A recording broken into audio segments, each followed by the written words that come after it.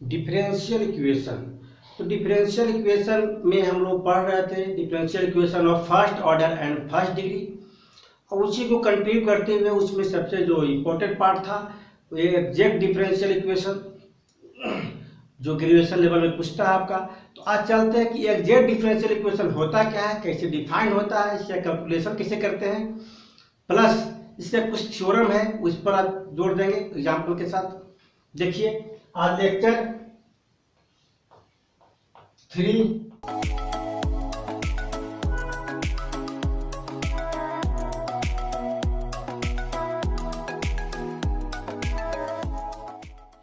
तो कहता है कि एग्जैक्ट कहेंगे कब इसको, कोई भी डिफरेंशियल इक्वेशन वो एग्जैक्ट कब होगा।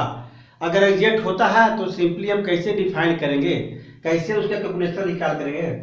देख लीजिए कि ये डिफरेंशियल इक्वेशन, कोई भी डिफरेंशियल इक्वेशन दिया हुआ है, ये डिफरेंशियल इक्वेशन किसका ऑफ द फॉर्म किस फॉर्म में हो, first order and first degree, यानी M D x plus M D Y बराबर 0। तो यहाँ पर एम और एन बताया गया था कि क्या हो, function of x and y, where m and n are function of x and y, x और वाई के रूप में। यानी कि कहने का मतलब इसका है कि एम भी है फंक्शन एक्स वाई के रूप में, और एन भी फंक्शन क्या है, एक्स वाई के रूप में है।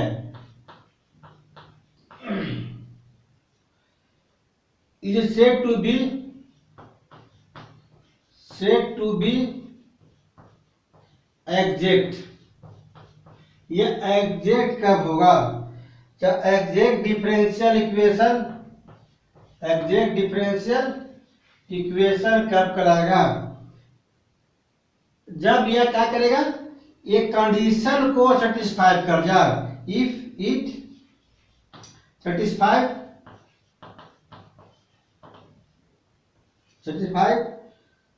सेटिस्फाई क्या द कंडीशन,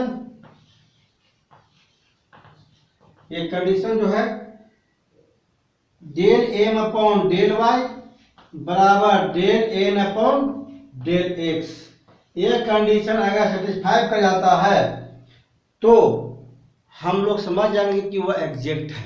यानी कि एम भी क्या है, एक्स वाई के रूप में है, इसको पार्शियल डेरिवेटिव करेंगे वाई के रिस्पेक्ट में, और एन को पार्शियल डेरिवेटिव करेंगे एक्स के रिस्पेक्ट में। याद रखिएगा स्टैंडर्ड फॉर्म यही आपका है। इस रूप में अगर नहीं है तो ला के भी दिखा सकते हैं, ला देंगे इस रूप में, तभी हम कंपेयर कर सकते हैं और सेटिस्फाई कर सकते हैं। अगर इस रूप में है, अगर दोनों इक्वल है, एम को पार्शियल डेरिवेटिव करेंगे वाई के रिस्पेक्ट में और एन को पार्शियल डेरिवेटिव करेंगे एक्स के रिस्पेक्ट में, अगर दोनों इक्वल होता है तो समझ जाएंगे कि दिया गया डिफरेंशियल इक्वेशन क्या है, एग्जैक्ट है। अगर एग्जैक्ट है तो बनाएंगे कैसे, देख लीजिए, लिख लिए।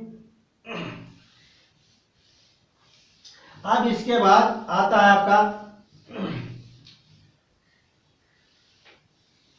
कि एग्जैक्ट जब है तो इसका सॉल्यूशन क्या होगा, the solution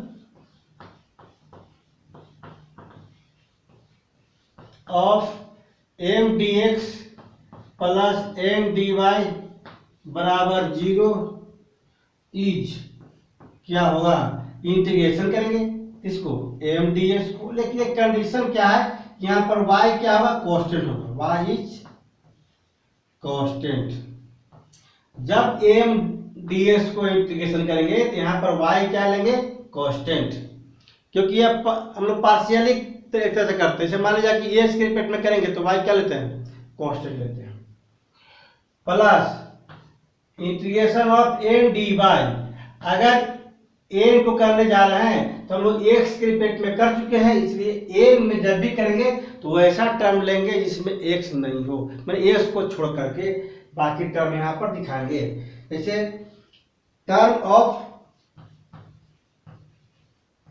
of n free, किससे फ्री होना चाहिए, एक्स से, तो फ्री फ्रॉम एक्स,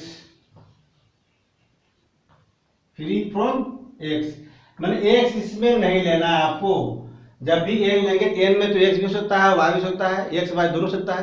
तो ऐसे टर्म लेना है जिसमें वाई हो, है ना, या कांस्टेंट हो। एक्स वाला टर्म केवल नहीं लेना है जिसमें एक्स लगा हुआ हो। तो term of n free from x, अगर ऐसा कर लेते हैं तो हम इसको सॉल्यूशन फाइंड कर सकते हैं। तो मान लिया कि हम लोग कुछ एग्जांपल क्लियर करते हैं, यहाँ पर ज़्यादा क्लियर होगा आपका। इस एग्जांपल लेते हैं कि सोल्व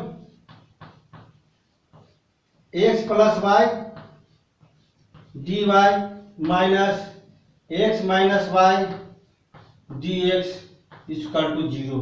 सबसे पहले क्या होगा कि हमको लाना पड़ेगा किस रूप में, पहले तो m D x plus N D y के रूप में लाना पड़ेगा, तभी हम लोग दिखा सकते हैं कि एग्जैक्ट है कि नहीं। तो यहाँ क्या है डी वाई, यहाँ क्या है डी एक्स, पर ध्यान देना पड़ेगा। आपको देखने में लग रहा है कि ऐसा ही है, लेकिन यहाँ ध्यान देना है कि पहले डी एक्स उसके बाद डी वाई।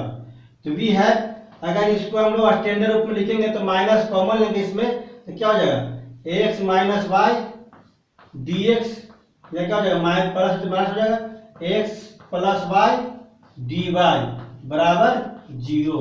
आप स्टैंडर्ड रूप में आ गया, m D x plus M D y के रूप में आ गया आपका। अगर ऐसा हो गया तो हम इजीली फाइंड कर सकते हैं। कब? जब यह एग्जैक्ट हो जाए। तो समझ गए होंगे, यह एम है, इसको इंटीग्रेट करेंगे तो वाई कांस्टेंट लेंगे, इसको इंटीग्रेट करेंगे तो वह टर्म जो होगा एन का जो फ्री फ्रॉम एक्स, यानी इसमें एक्स नहीं हो, इसमें एक्स है, इसको ले लेंगे, इसको लेंगे, वाई को लेंगे केवल। हो गया यहाँ तक। अब यहां पर आपको ध्यान देना है कि पहले तो एग्जैक्ट चेक कर लेते हैं इन द फॉर्म ऑफ, इस फॉर्म में आना चाहिए, स्टैंडर्ड फॉर्म है m D x plus M D Y बराबर 0। अगर स्टैंडर्ड रूप में ले रहा था तो गलती होने का संभावना ज्यादा रहेगा आपका, इसीलिए स्टैंडर्ड रूप में लाइए। तो हियर यहाँ पर क्या एम का मान कितना हो गया x minus y, x minus y, तो डेल एम अपॉन क्या निकालते हैं डेल वाई, तो कितना एम को पार्शियल डेरिवेटिव करना वाई के रिस्पेक्ट में, तो एस क्या हो जाएगा कांस्टेंट यहाँ पर 0 माइनस 1, तो क्या हो गया माइनस 1। अगर फिर एन करने जा रहे हैं, एन का मान कितना है, तो एन का मान आपका है माइनस एक्स प्लस वाई, यहाँ प्लस है यहाँ क्या है माइनस है, तो माइनस लेना पड़ेगा। एन जब कितना होगा माइनस एक्स प्लस वाई, तो del N upon del x करते हैं तो कितना होगा माइनस एक्स करेंगे तो 1, वाई क्या है कांस्टेंट 0, तो क्या हो गया माइनस 1। यानी दोनों के दोनों इक्वल हो गया। अगर दोनों इक्वल हो गया तो हम लोग आसानी से इंटीग्रेशन कर सकते हैं। इसलिए del M upon del Y बराबर del N upon del X. Thus the given equation 1 is exact। क्या है एग्जैक्ट है, तो एग्जैक्ट है तो हम लोग इंटीग्रेशन आसानी से कर सकते हैं। इंटीग्रेटिंग, अब क्या करेंगे नाउ इंटीग्रेटिंग 1 वी गेट, अगर 1 को इंटीग्रेशन करने जा रहे हैं तो क्या हुआ x minus y d x, x minus y d x, फिर क्या हुआ माइनस कितना लेंगे एक्स का टर्म नहीं लेना है, तो क्या होगा केवल वाई डी वाई इसका तो क्या है कांस्टेंट सी।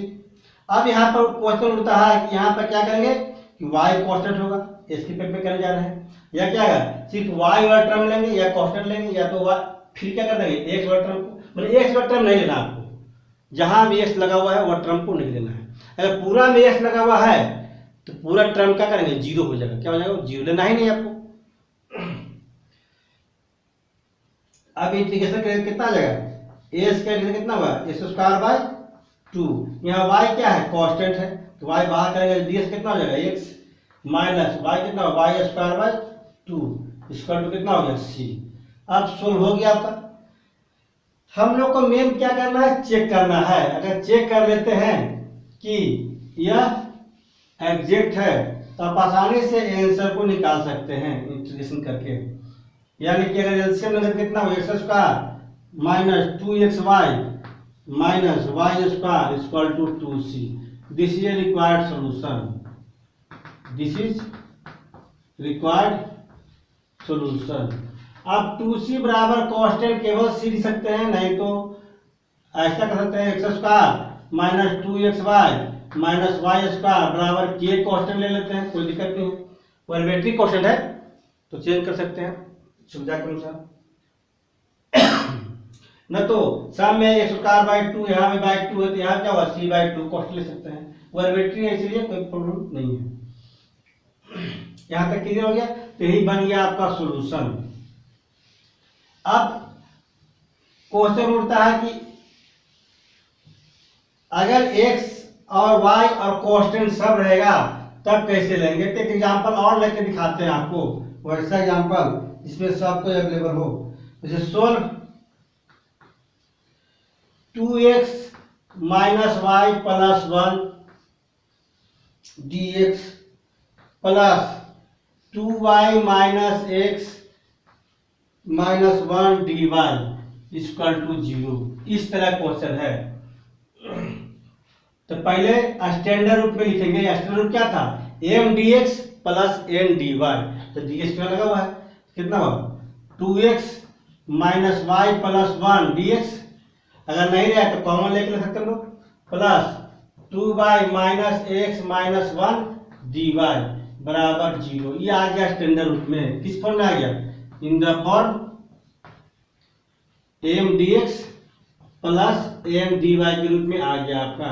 अगर ऐसा रूप में आ गया तो क्या लिखेंगे, m बराबर हो गया कितना आपका 2x माइनस वाई प्लस 1 बराबर कितना आ गया, तो del m upon del y निकालेंगे तो कितना हो गया, ये तो कांस्टेंट पूरा हो जाएगा। 2 कांस्टेंट है, यहाँ पे x क्या है कांस्टेंट है क्योंकि पार्शियल डेरिवेटिव कर रहे हैं। तो 0 माइनस कितना 1 प्लस ये क्या हो जाएगा 0, कितना हो गया माइनस 1 आ गया। एंड n का मान कितना होगा, n का मान होगा 2y minus x minus 1। Therefore del n upon del x का मान तो क्या होगा, यहाँ 0 हो जाएगा, यहाँ कितना 1 हो जाएगा, यहाँ क्या हो जाएगा 0, यानी कितना हो गया माइनस 1। तो here del m upon del y बराबर del n upon del x, दोनों इक्वल हो गया। अगर दोनों इक्वल हो गया तो क्या बोलेंगे, तो गिवन इक्वेशन 1 इज एग्जैक्ट।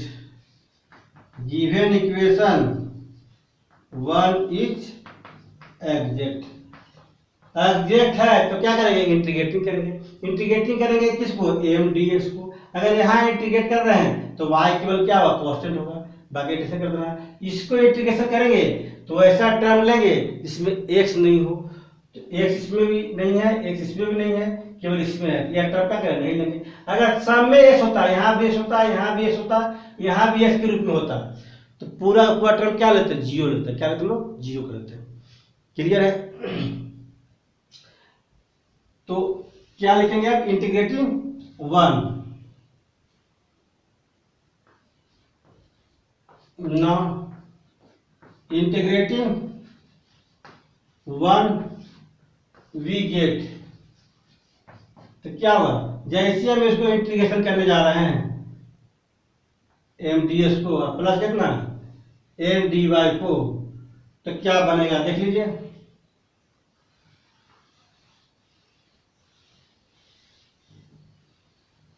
अब यहां पर क्या बोलना था, इसको जो लेंगे x नहीं होगा, x क्या जाएगा फिर हो जाएगा, क्या इतना माइनस 1 रहेगा, x नहीं होगा यहाँ पर।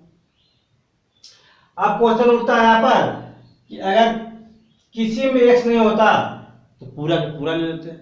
सब में x रहता, कोई ना कोई माध्यम से यहाँ रहता 2xy, यहाँ रहता x स्क्वायर, यहाँ रहता केवल 3x, सब में था तो क्या करते हैं 0 लेते, क्या करते हैं 0, इंटीग्रेशन ऑफ 0 डिवाइड कर देते। क्लियर है, ताकि सब क्वेश्चन बन जाएगा आपका। अब देखिए इंटीग्रेशन करके कितना हुआ 2x square by 2, y constant है, y बाहर किया, ds का इंटीग्रेशन 1x हो गया और 1 ds कितना हुआ x हुआ, प्लस कितना हुआ 2y² 2 और कितना हुआ -1 dy, तो y हो गया इसका टू कितना हुआ c कांस्टेंट कैंसिल हो गया, 2 कितना बचेगा x² -xy plus x plus y² -y बराबर c। इतना लिखिए 10,000 दिए इसको x² plus y² -xy plus x -y बराबर 0, इतना भी सकते हैं। This is required solution. इस तरह से आप इजीली निकाल सकते हैं, बहुत सारा एग्जाम्पल है, बनाइएगा इसको। अब चलते हैं कि इसका कंडीशन होता है नेसेसरी एंड सफिशिएंट। एक थ्योरम होता है कि अगर एग्जैक्ट है तो डिफरेंशिएबल होगा, अगर डिफरेंशिएबल होगा तो क्या होगा एग्जैक्ट। डिफरेंशिएबल नहीं इंटीग्रेबल होता, मतलब इसे दिया गया डिफरेंशियल इक्वेशन एग्जैक्ट है तो del M upon del Y बराबर del N upon del X होगा। अगर del M upon del Y बराबर del N upon del X है तो क्या एग्जैक्ट है। दोनों होता है नेसेसरी एंड सफिशिएंट। देखिए इसका थ्योरम पे चलते हैं। इसका थ्योरम कहता क्या है,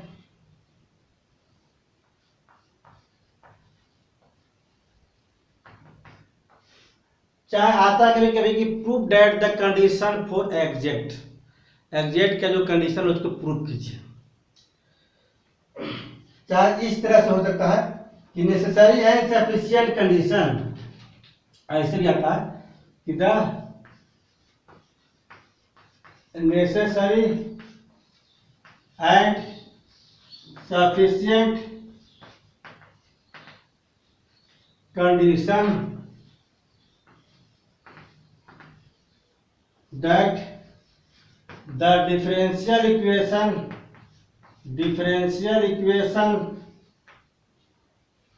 m dx plus m dy बराबर 0 क्या होना चाहिए, वेयर m और n क्या फंक्शन ऑफ x और y लिख सकते हैं यहाँ पर, इज एग्जैक्ट कब, इज डेट क्या होना चाहिए del M upon del Y बराबर del N upon del X. M और एन यार function of x and Y. अब कहानी होता है कि अगर ये एग्जैक्ट है तो दोनों इक्वल होगा, अगर दोनों इक्वल होगा तो ये भी क्या होना चाहिए इतना बराबर इतना आना चाहिए, जितना पर एग्जैक्ट बोलता है।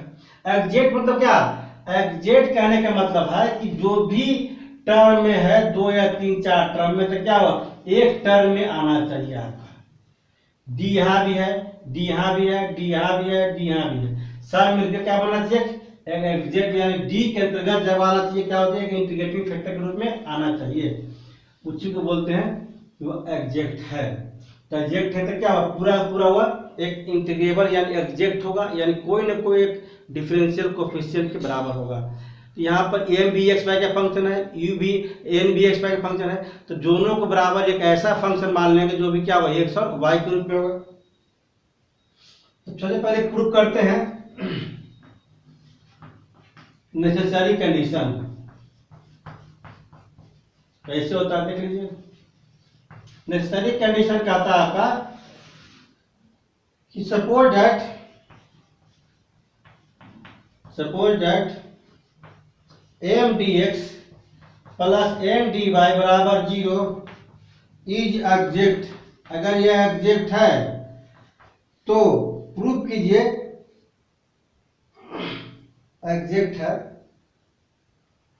एग्जैक्ट डिफरेंशिएबल जब भी एग्जैक्ट होगा तो कोई ना कोई एक फंक्शन तो होगा। Exact differential of some function suppose करते क्या u वेयर जहां u क्या है एक फंक्शन ऑफ x और y के रूप में है, तब क्या होगा यहाँ पर कि यह जो है एग्जैक्ट है किससे कोई सम फंक्शन u से, u भी क्या है x और y का फंक्शन है, तब क्या हुआ m D x plus M D Y बराबर डी ई, क्या होगा डी ई, एक इक्वेशन 1 मान लिया। यानी पूरा क्या हो गया, एग्जैक्ट हो गया, डी के अंतर्गत आ गया सब। तो कैसे होता है इस पर हम डिस्कस करते हैं, एनालिसिस करते हैं। यहां तक देखिए आप लोग, ये नेसेसरी कंडीशन था कि अगर ऐसा है तो प्रूफ कीजिए किया होगा। चाहे ऐसा भी बोल सकते हैं कि डेल एम हम लोग सपोज कर चुके हैं M D x plus N D Y exact है, तो प्रूफ क्या करना होगा, then proof that del M upon del Y बराबर del N upon del X. इसके लिए हम लोग डिफरेंशियल कैलकुलस का कुछ फॉर्मूला उठाते हैं। वी नो दैट जो टोटल डिफरेंशियल पढ़ना है फ्रॉम किससे, डिफरेंशियल कैलकुलस में पढ़िएगा आप लोग, इसे भी नहीं पढ़े हो तो डी यू बराबर कितना, del you upon del x into d x plus del you upon del y into d y. ये पूरा मिला के कितना डी वाई भी एग्जैक्ट था, वो भी क्या एग्जैक्ट, तो मान रख दिया यहाँ पर। आप देखिए 1 और 2 से इतना बराबर डी यू, तो डी यू के मान इतना, इसका भी क्या डी यू बराबर डी यू बराबर, दोनों क्या हुआ इतना बराबर इतना आ जाएगा। फ्रॉम 1 एंड 2 से वी गेट क्या हुआ कि m बराबर नहीं, ऐसे लिख दीजिए एक बार, M D x plus N D Y क्या मान किसके बराबर होगा, del you upon del x.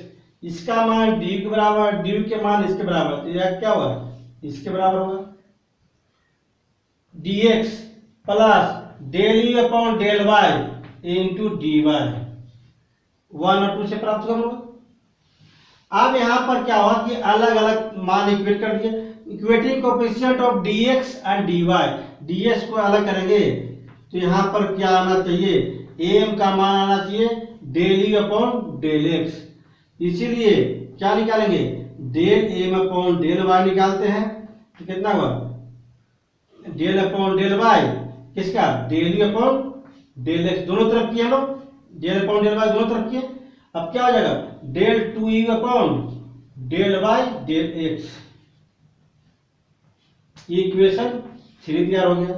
And फिर कितना दिया हुआ n बराबर कितना है, n बराबर देखिए कोएफिशिएंट dy का कितना है, n बराबर है del you upon del Y, तो del n upon del x का मान कितना हुआ, डेल अपॉन डेल एक्स कितना, del you upon del Y, तो कितना हुआ del 2u upon del Y del x del Y, दोनों इक्वल है यदि, और को होता भी है, बहुत सारा इक्वेशन होता है दोनों, समेटिव में तो 100% होता ही होता है, तो दोनों अगर इक्वल है तब क्या होगा, ये भी क्या हो जाएगा इक्वल होगा, del 2u upon del Y del x, del 2u upon del x del y आपस में कर सकते हैं। तो देखिए यहां पर 3 एंड 4 से, फ्रॉम किस से,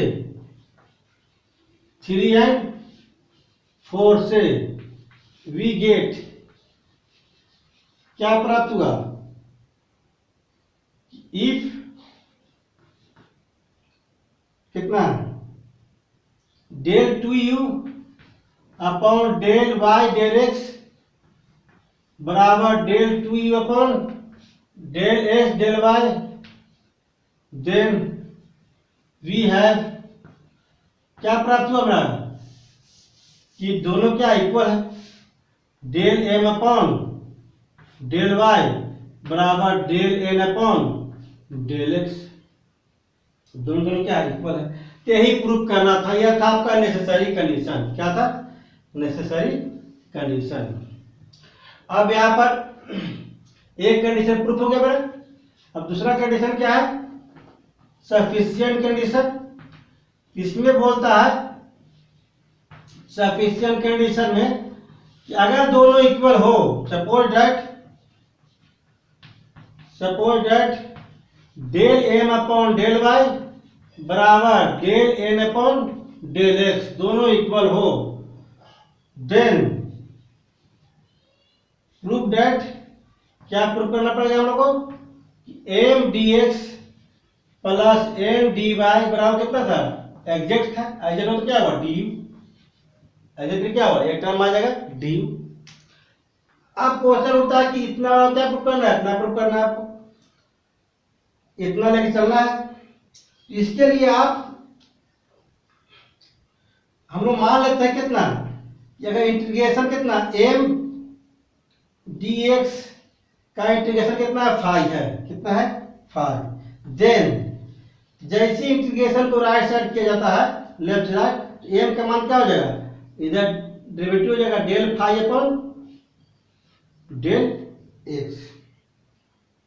अगर इंटीग्रेशन का मान इतना फाई है तो एम का मान कितना हुआ del phi upon del x, इसको इंटीग्रेशन के साथ क्या होगा, कितना आ जाएगा,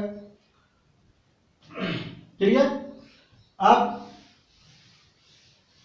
हम लोग का मान निकाल देंगे और मान निकाल के रख दिया जाएगा यहाँ पर एम और एन का मान, एन का मान इतना है। अब क्या निकालना पड़ेगा, एन का मान, तो del N upon del x का मान किसके बराबर है, del M upon del y के बराबर है, और del upon del y m का मान कितना है, del phi upon del x, मान लेते हैं कितना 5 है, ठीक है, फ्रॉम 5 से मान रख दिए, कितना हुआ del N upon del x को लिख सकते कितना,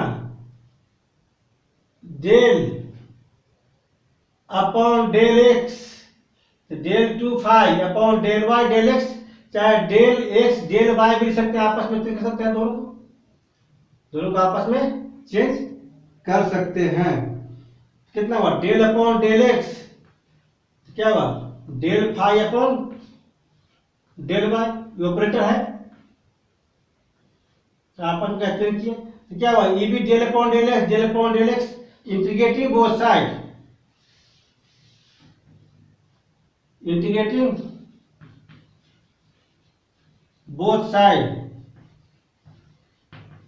with respect to x, where जहां y इज क्या हुआ, वेयर y इज कांस्टेंट, क्योंकि पार्शियली है तो x की पे करें तो y क्या होगा कांस्टेंट होगा, इसका इंटीग्रेशन क्या होगा n होगा, केवल n बराबर कितना हो जाएगा del phi upon del y, और कांस्टेंट तो लिखेंगे ही, कांस्टेंट क्या है y के रूप में है, कांस्टेंट क्या है y के रूप में, तो कोई कांस्टेंट क्या मान लेते हैं साइन y, हम लोग किया है x के रिस्पेक्ट में दोनों तरफ, और y क्या लिए है कांस्टेंट, चलिए क्वेश्चन भी क्या देंगे y का ही फंक्शन आएगा, जो भी आएगा या y का फंक्शन आएगा। अब क्या करेंगे कि 5 और 6 से मान रख देंगे हम लोग, कितना m का मान निकल गया, n का मान निकल गया, m dx plus m dy, m का मान कितना है, तो m का मान आपका था del phi upon del x into d x, plus n का मान कितना हो गया del phi upon del y plus sine y, अब कितना हो ब्रैकेट में dx, तो कितना आएगा del phi upon del x into d x plus del phi upon del y into यहाँ पर डी वाई होगा, कितना हुआ डी वाई, यहाँ वाई ना है डी वाई, तो डी वाई गुना कर रहे हैं plus sine y d y. अब यहाँ पर दोनों मिला करके क्या बनेगा, अभी पढ़े थे हम लोग डिफरेंशियल कैलकुलस के माध्यम से, इतना मान कितना हुआ, यहाँ u केवल था, यहाँ क्या है फाई है, तो क्या होगा डी फाई, क्या हो जाएगा डी फाई, प्लस ये क्या है साइन वाई डी वाई, तो कितना होगा डी ऑफ किसका एफ एक्स, किसी न किसी का तो डेरिवेटिव होगा, तो कितना इतना मान लिया हम लोग, इसे मान लिया कितना डी एफ एक्स का डेरिवेटिव कितना है sine y d y, y के पे जाएगा पाएगा एफ वाई, यहाँ कितना हुआ एफ वाई, अगर वाई है तो वाई के रूप में आ गया ना, तो यानी साइन वाई डी वाई के कितना हुआ डी ऑफ एफ एक्स दिया गया। अब दोनों में क्या है डी कॉमन ले सकते हैं, जैसी डी कॉमन लेंगे